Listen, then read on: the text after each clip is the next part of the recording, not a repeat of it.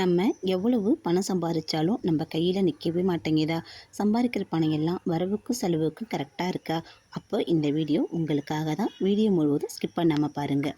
Hello friends, welcome to கண்கலை family vlog. இன்றைக்கி நம்ம வீடியோவில் கஷ்டப்பட்டு சம்பாதிச்சாலும் பணம் நிற்கவே மாட்டுதா, அதுக்கு என்ன பண்ணுறது அப்படிங்கிற ஒரு 7 விஷயத்தை தான் கூட ஷேர் பண்ணியிருக்கேன். 5வது விஷயம் ரொம்பவும் முக்கியமானது. ஸ்கிப் பண்ணாமல் பாருங்கள். வாங்க வீடியோக்குள்ளே போகலாம். முதல் ரகசியம் நம் வாழ்க்கை முறை. ஒரு கிராமத்தில் ஒரு மன்னர் வாழ்ந்துக்கிட்டு வந்தார். அவர்கிட்ட நிறைய பணம் இருக்குது, நிறைய சம்பாதிக்கிறார். ஆனால் அவருக்கு நிம்மதியே கிடையாது. அவர்கிட்ட எவ்வளோ பணம் சம்பாதிச்சாலும் பணமே நிற்க மாட்டேங்குது. இரவெல்லாம் அவருக்கு தூக்கமே இல்லை. விடிஞ்சதும் என்ன பண்ணாரா, ஒரு காட்டுப்பக்கம் ஒரு ஆலமரத்துக்கு அடியில் தியானம் பண்ணிக்கிட்டு இருந்த ஞானியை நோக்கி ஓடினார். அங்கே போய் அவர்கிட்ட, நான் நிறைய பணம் சம்பாதிக்கிறேன், கை நிறைய காசு இருக்குது, ஆனால் தங்கவே மாட்டேங்குது அப்படின்னு அவர்கிட்ட சொல்கிறார். அதுக்கு அந்த ஞானி அந்த ராஜாவை பார்த்து சொல்கிறார், அதோ தெரியுது பானை, அந்த பானை ஓட்டப்பானை. அந்த ஓட்டப்பானைக்குள்ளே தண்ணியை ஊற்றுனா அது எப்படி தேங்கி நிற்கும்? 4 பக்கமும் வழிஞ்சு தான் ஓடும். நீ ஓட்டப்பானை மாதிரி இருக்கிற. ஓட்டைகளை முதல்ல அடைச்சா மட்டும்தான் நம்ம தண்ணி அதை நிரப்ப முடியும். ஓட்டை என்னங்கிறத ஃபஸ்ட்டு கண்டுபிடி அப்படிங்கிறத பற்றி அந்த ராஜாவிடம் அந்த முனிவர் விளக்குகிறார். ஆமாங்க, நம்மக்கிட்ட இருக்கிற முதல் விஷயம் ஓட்டப்பானை மாதிரி இருக்கிற நம்மளுடைய அனாவசிய செலவு, வீண் செலவு இதுதாங்க. நம்ம எவ்வளோ சம்பளம் வாங்கிட்டு வந்தாலும் நம்மளுடைய செலவுகளை குறைச்சா மட்டும்தான் நம்மளால் சேமிக்கிறதுக்கு முடியும். வருமானம் ஊசி முனையாக இருந்தாலும் சரிங்க, செலவு பணமரம் மாதிரி இருக்கவே கூடாது. நமக்கு 10,000 சம்பளமாக இருக்கும், நம்மக்கிட்ட ஒரு டிவிஎஸ் 50 இருக்கும், அதை வச்சு தான் நம்ம ஓட்டிக்கிட்டு இருப்போம். ஆனால் நாள்பட 10,000 சம்பளம் 20,000. அப்போ நம்ம என்ன பண்ணணும், நம்மளோட ஆசையும் அதிகரிக்கும். 20,000 சம்பளத்துக்கு தகுந்த மாதிரி அதுக்கு தகுந்த மாதிரி ஒரு பைக்கை தேடுவோம். அப்புறம் 30,000 சம்பளம், 40,000 சம்பளம் அதிகரிக்க நம்மளுடைய தேவைகளும் அதிகரிச்சுக்கிட்டே இருக்குது, நம்மளுடைய ஆசைகளும் அதிகரிச்சுக்கிட்டே இருக்குது. 50,000 சம்பளத்துக்கு வரப்போக்க நம்ம என்ன செய்வோம், ஒரு கார் வாங்குவோம். அந்த மாதிரி வாங்கிக்கிட்டே இருந்தால் நம்மை சுற்றி இருக்கிற ஓட்டைகளை எப்போ தான் அடைக்கிறது?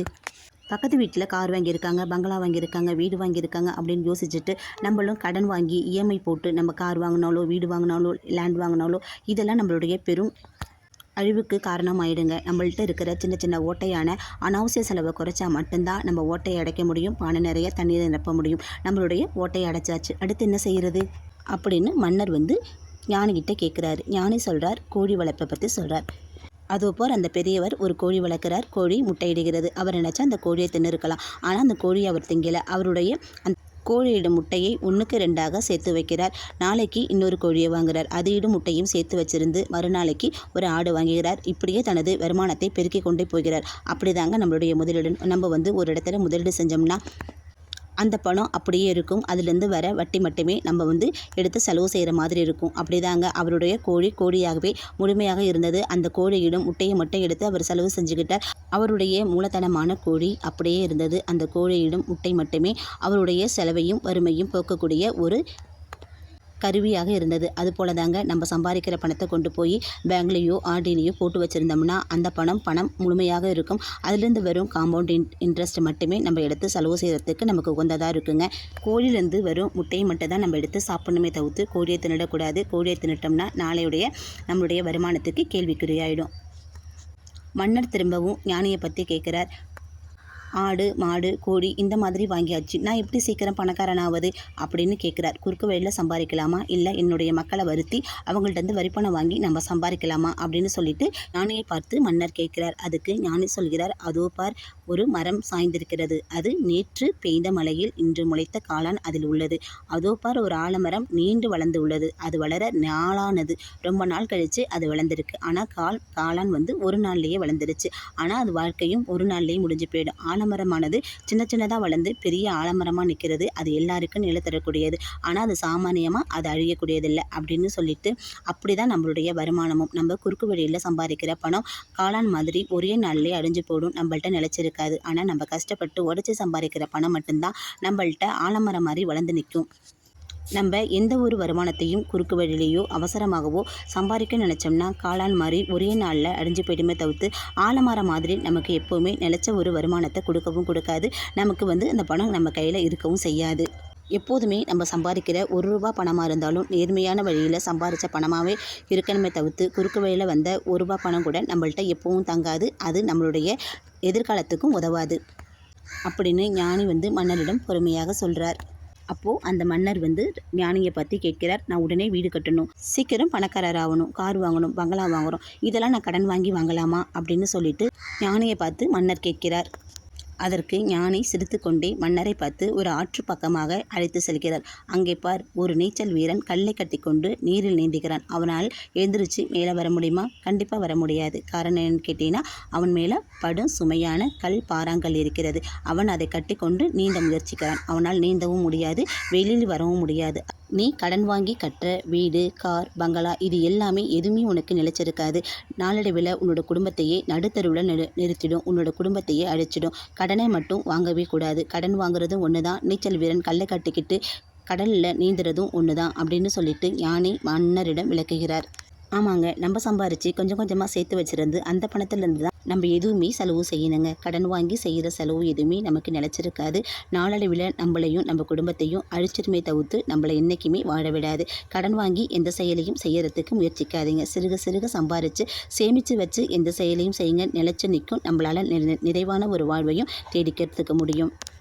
திரும்பவும் மன்னர் ஞானியிடம் கேட்கிறார். அப்போ நான் விரைவாக பணம் சம்பாதிக்கணும், அப்போ அடுத்தவங்களை ஏமாற்றி சம்பாதிக்கலாமா அப்படின்னு சொல்லிட்டு கேட்குறார். அதுக்கு ஞானி மன்னரிடம் பதிலளிக்கிறார். ஒரு கிண்ணத்தில் பால் எடுத்துகிட்டு வர சொல்கிறார். அந்த பாலில் ஒரு சொட்டு விஷத்தையும் கலக்கிறார்.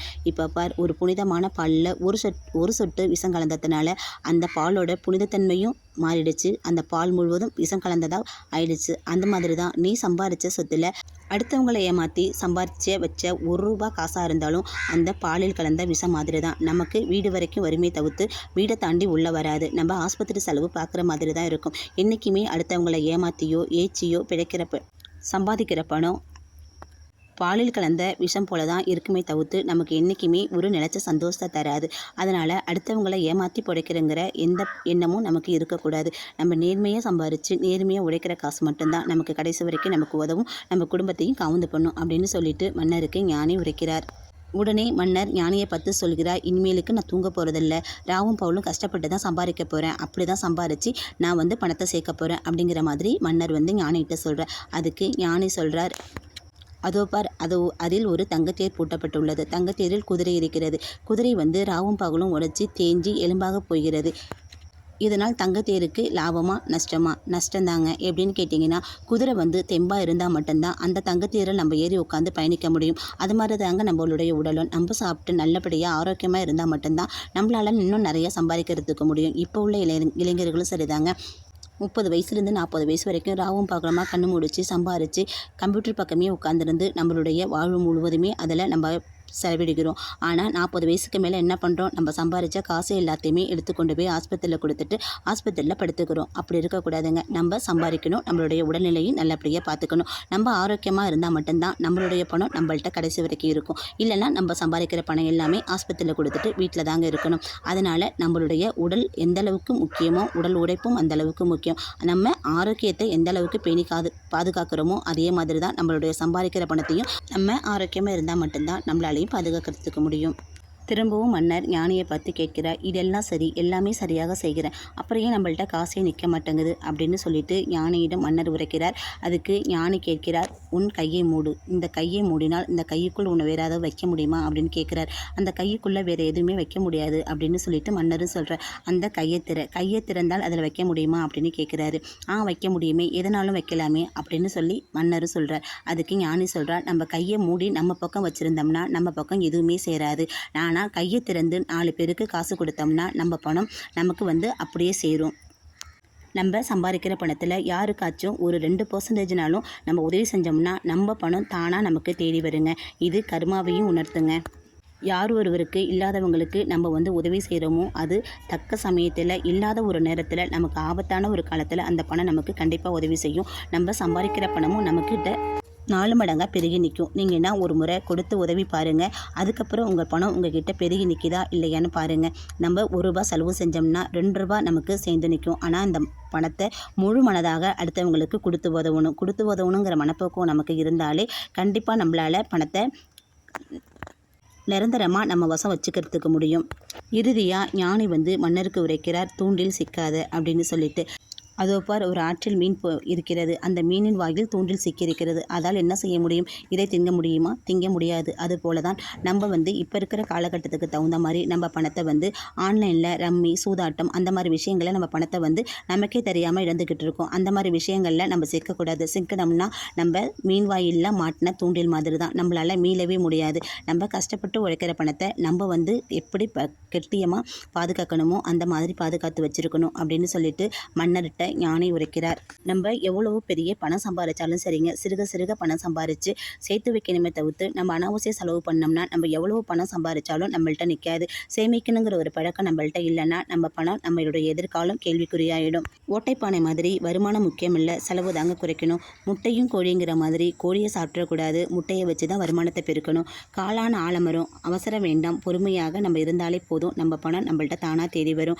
நீச்சல் வீரன், கடன் என்னும் சுமையை நம்ம சுமக்கக்கூடாது. நீச்சல் வீரன் கடலை கட்டிட்டு கடலில் இறங்கின மாதிரி நம்மளும் கடலில் சுமந்து கடைசி வரைக்கும் கடலில் மூழ்கி சாக வேண்டியதான். விஷம் கலந்த பால், ஏமாற்றி யாரையுமே பணத்தை சம்பாதிக்க நினைக்காதீங்க. நேர்மையான வழியிலே சம்பாதிக்க ஆசைப்படுங்க. தங்கத்தேர், எந்த அளவுக்கு பணம் நமக்கு முக்கியமோ அதே மாதிரி நம்மளுடைய உடல்நிலையும் நமக்கு ரொம்ப முக்கியங்க. கையை மூடாதீர்கள், திறந்து விடுங்கள். நம்ம சம்பாதிக்கிற பணத்தை நம்ம பக்கமே வச்சுருக்காம நம்மளால் முடிஞ்ச அளவுக்கு நம்ம சம்பாதிக்கிறதுல ஒரு ரூபாயினாலும் அடுத்தவங்களுக்கு கொடுத்து உதவுங்க. நம்ம ஒரு ரூபா கொடுத்தா 2 பங்கு நம்மள்கிட்ட சேருங்கிறது கருமா.